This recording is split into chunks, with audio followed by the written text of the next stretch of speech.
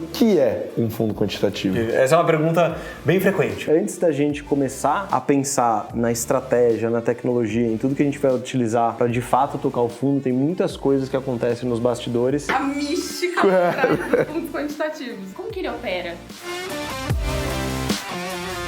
Na hora de tomar decisão nos investimentos, você prefere confiar na experiência e intuição humana ou na precisão da tecnologia? Ou será que a combinação dos dois é a resposta? Checkmate. E hoje a Rico vai fundo para falar sobre fundos quantitativos e tudo que envolve eles, da tecnologia ao time.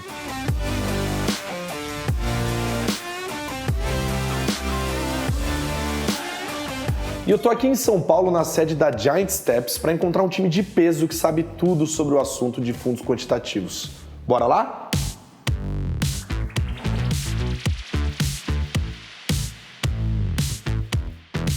Rodrigo Terni, sócio fundador da Giant Steps. Muito obrigado por nos receber aqui na sua casa, essa coisa maravilhosa que é a Giant Steps. Conta um pouquinho pra gente da história da Giant Steps. A história foi fácil, a história foi tranquila.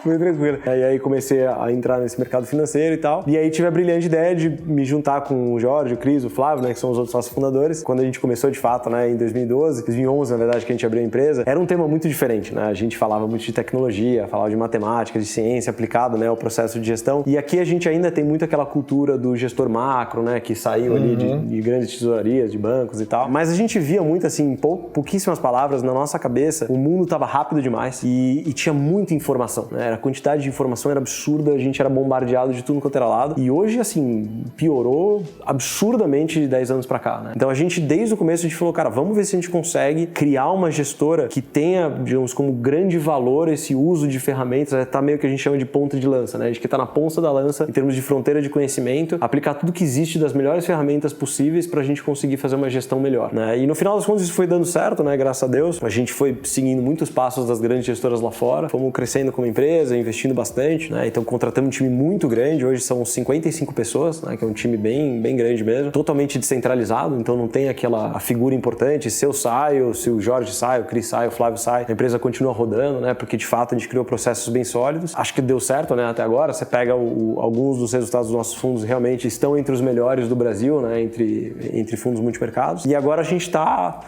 abrangendo, né? Estamos começando outras classes de ativos, investindo em outros fundos, enfim. Só para explicar assim de forma mais objetiva, o que é um fundo quantitativo? Essa é uma pergunta bem frequente, eu diria. Porque o quant não é um tipo de fundo, o quant é uma ferramenta que você utiliza. E aqui a gente tem muitas ferramentas que essencialmente o que a gente quer? Velocidade, né? Porque, de novo, o mundo está muito rápido. Então, assim, se você é um gestor humano e está tentando navegar nesse mundo, você não tem a velocidade necessária para fazer isso. Então, você precisa usar a tecnologia a seu favor para que você seja mais rápido. Mas aí eu brinco que é muito mais parecido com o Homem de Ferro, né? Tirando a parte dos galãs de Hollywood, isso não tem, mas é uma ferramenta, é um exoesqueleto, digamos assim, de tecnologia que a gente usa para navegar esse mundo, né? Então isso é o quant, é esse exoesqueleto, é essa tecnologia para ser rápido e para conseguir processar as informações. Se você é um gestor, você quer tomar decisões bem informadas. Se você não está vendo todo esse mundo de informação que está rolando, quão bem informada vai ser a sua decisão, sabe? Então, essencialmente, o quant é isso. Que tecnologias eu uso, combino com a intuição do ser humano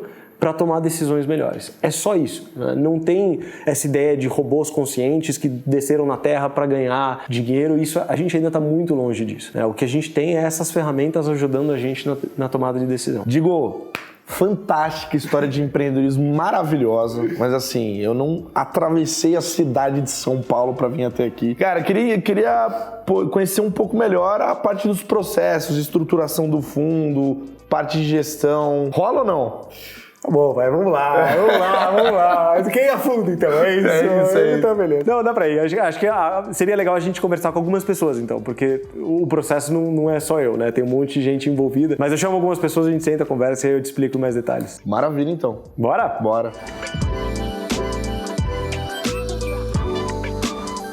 Muito bem. Você queria conhecer como é que é o processo de criar um fundo, não é? Então, beleza. Então, aqui as estrelas a criação do fundo.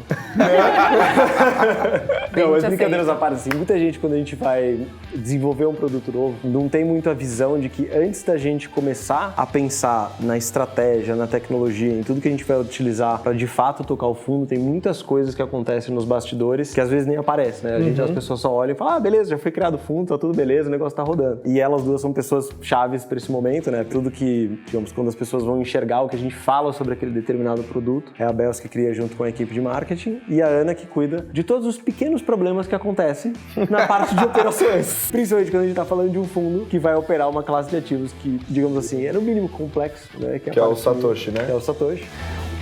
Isabelle, minha querida amiga, responsável pela área de comunicação de uma gestora que tem essa mística aí dos fundos quantitativos. Eu queria saber, né, qual que é o grande desafio de uma área de comunicação? Eu acho que na sua pergunta você meio que falou tudo. A mística por trás dos fundos quantitativos. Então é como que a gente consegue justamente descomplicar isso que a gente está fazendo aqui dentro. Por exemplo, eu não vou chegar e falar pro pessoal que a gente está usando cadeias de Markov para entender probabilidades de... Não. Então a gente tem que ter uma comunicação que seja mais direta ao ponto e que faça com que todo mundo entenda que aqui a gente tem um grupo de pessoas excepcionais que usa tecnologia, que usa uma base acadêmica muito forte para a gente conseguir desenvolver modelos que vão trazer resultado para o fundo. De uma forma simples, explicar alguma coisa que é extremamente complexo. É basicamente isso. Basicamente, não quer dizer que não seja um desafio. É um desafio enorme. E assim, a gente espera que todo mundo consiga justamente entender a diferença entre um fundo e outro e com mais coisas vindo por aí, né? Não só com os fundos que a gente tem hoje, mas com os próximos que vão fazer parte da carteira.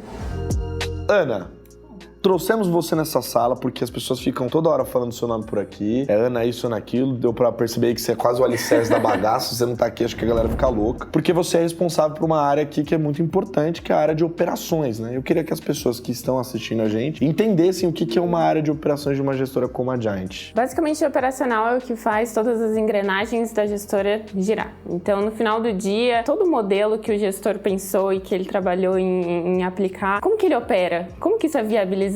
Como que isso entra dentro da carteira? Como que isso, no final das contas, se converte no número que vai ser a cota que você vai ver no seu aplicativo? Tudo isso passa pelo operacional. Então, a gente é onde se concentram todas as informações da gestora, a gente valida muitas dessas informações, a gente constrói os fundos no sentido de estrutura.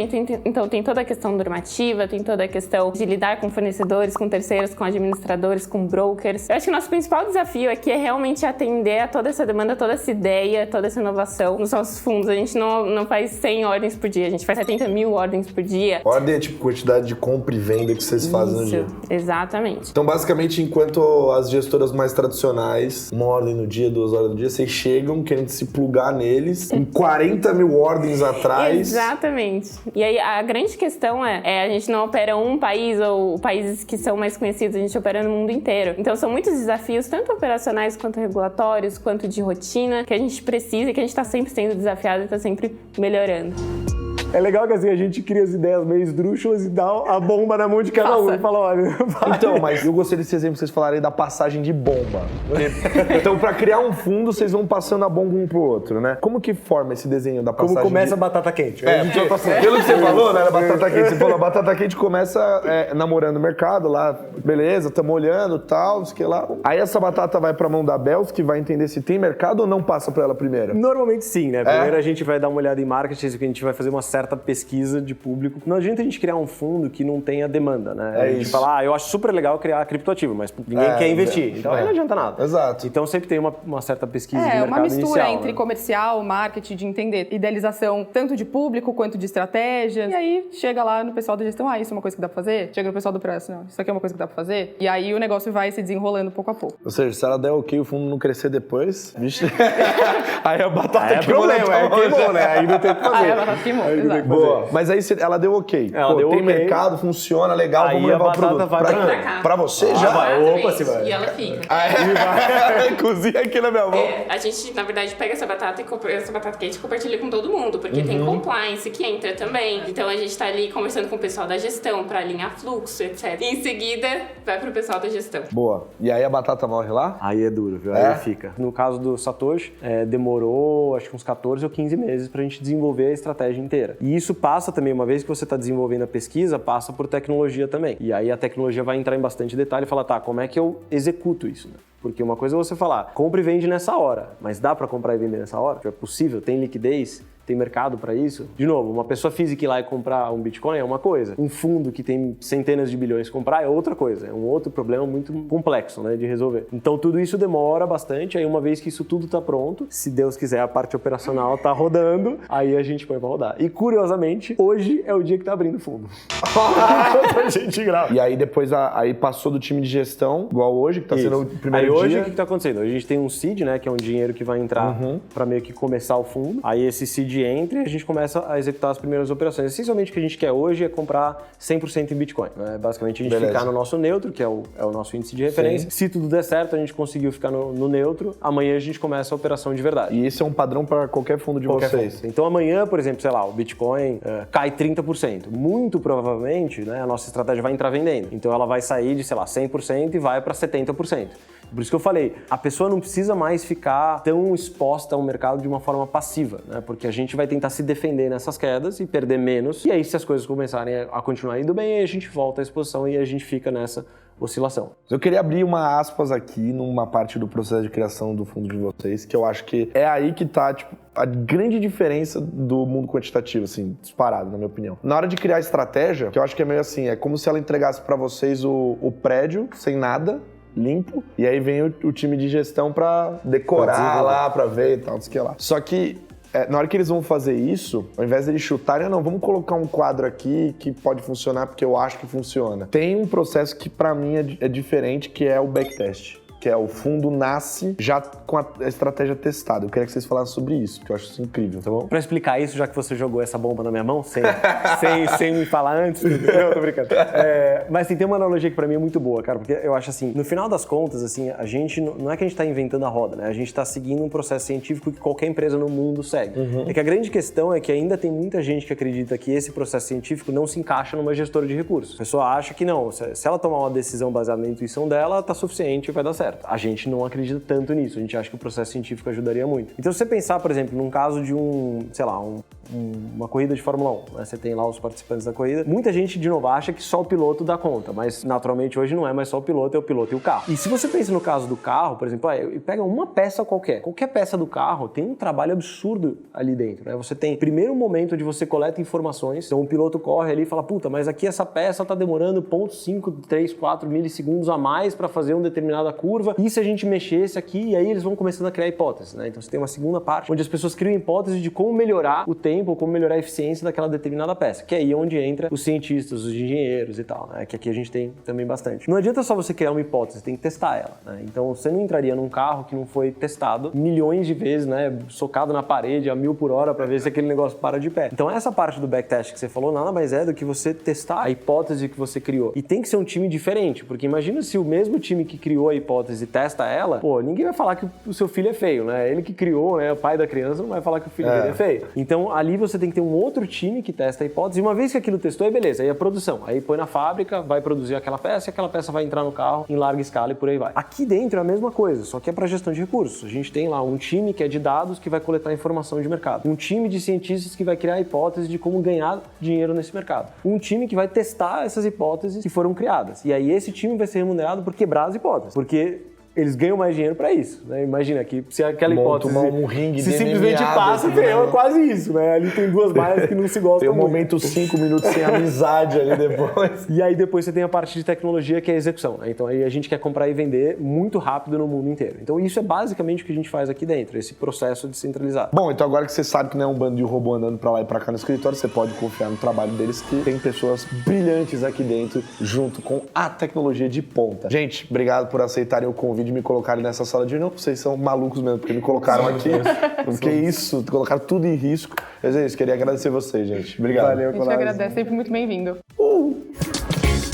E o melhor de tudo isso é que os fundos da Giant Steps estão presentes na Rico, então não perde tempo. Corre lá para abrir sua conta, que é facinho, online e gratuito. E não deixa de conferir os nossos conteúdos na Reconnect. Lá você vai ficar por dentro de tudo que rola no universo financeiro. Eu vou ficando por aqui, mas se você ficou com aquele gostinho de quero mais, se prepara, porque no próximo episódio a Rico vai fundo novamente aqui na Giant Steps para continuar abrindo essa caixa preta dos fundos quantitativos e desvendar o que tem por trás do processo de investimento deles. Bora lá?